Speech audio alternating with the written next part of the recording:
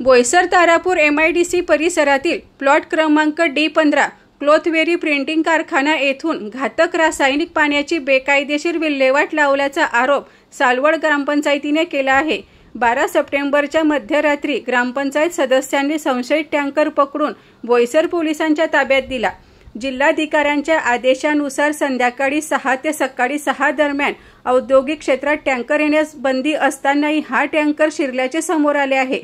या बेकायदेशीर सांडपाण्यामुळे सालवड पास्तड गावातील कुंपण नलिकेत रासायनिक पाणी आढळल्याने जलप्रदूषणाचा धोका गंभीर झाला आहे।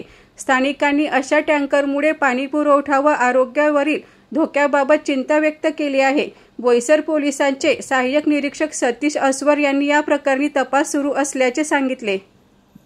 टँकरने बेकायदेशीर असतानाही सरसकटपणे सालवड अंतर्गत अनेक असे गुन्हे चालू आहेत आणि त्या गुन्ह्यांना आता वाचा फोडण्यासाठी सगळ्या गावकऱ्यांनी एकत्र येण्याची गरज आहे। त्याच्याशिवाय सालवड गाव भविष्यामध्ये नाहीतर मग ते आपल्याला भोपाळ व्हायला वेळ लागणार नाही। नुसतं एखादी घटना झाल्यावर नाही, घटना व्हायच्या आधीच सगळ्यांनी एकत्र येऊया आणि गावाचा भला बघूया।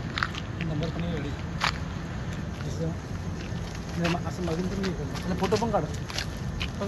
वेरी कंपनी ही साईडची तिथे काल रात्री आम्ही रासायनिक पाण्याचा टँकर पकडलेला आहे आणि तो टँकर आम्ही पकडल्यानंतर पोलीस स्टेशनला इन्फॉर्म केलं आणि तो टँकर आम्ही पोलीस स्टेशनला नेऊन जमा केलेला आहे आणि आम्ही आज सकाळी इकडे ग्रामस्थ जमले। हा आमच्या गावाचा रस्ता आहे, सालवड गावाचा मुख्य रस्ता, आणि इथून हा पाणी केमिकलचा रोडवर येतो आणि ह्याच्यासाठी आम्ही MPCB आणि MPCB मध्ये तक्रार केलेली आहे, तरी त्याच्यावर आम्हाला काहीच म्हणजे रिझल्ट भेटलेला नाही मिळत। आणि काल रात्री टँकर पकडलाय, त्याच्यावर आमची अशी मागणी आहे का त्या टँकरवर कारवाई झाली पाहिजे आणि कंपनीवर आणि टँकरवर गुन्हा दाखल झाला पाहिजे टँकर मालकावर, अशी आमची विनंती आहे। तुम्हाला कसं कळलं रात्री की टँकर इकडे आला? तुम्हाला कसं कळलं? रात्री मी कविता उमेश राऊत, मी विद्यमान सदस्य आहे आणि माजी उपसरपंच आहे, पण त्याआधी मी एक सालवडची ग्रामस्थ आहे आणि त्या भारताची नागरिक आहे की जो भारत सुजलाम सुफलाम असा टिकला पाहिजे। ठीक आहे, MIDCची गरज आहे, पण MIDCची गरज आहे म्हणून रात्रीच्या अंधारात तुम्ही काळे धंदे कराल हे चालणार नाही। कारण पुढची जी आपली पिढी आहे ती जर जगायला पाहिजे असेल तर योग्य मार्गाने तुम्ही चाला।